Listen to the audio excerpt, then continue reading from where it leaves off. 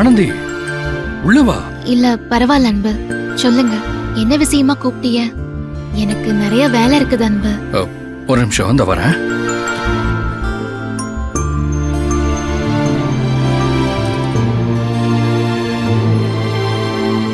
இந்த ஆனந்தி, உனக்காக நான் வாங்கிட்டு வந்த புடவை. இதத்தான் நீ நாளை கல்யாணத்துக்கு கட்டிக்கணும். ஐயோ அன்பு, எதுக்கு இதெல்லாம்? எதுக்கா? கட்டிக்கிறதுக்கு தான். என் பொண்டாட்டிக்கு நான் புடவை வாங்கி கொடுக்காம வேற யாரு வாங்கி கொடுப்பா? பொண்டாட்டியா? ஆமா.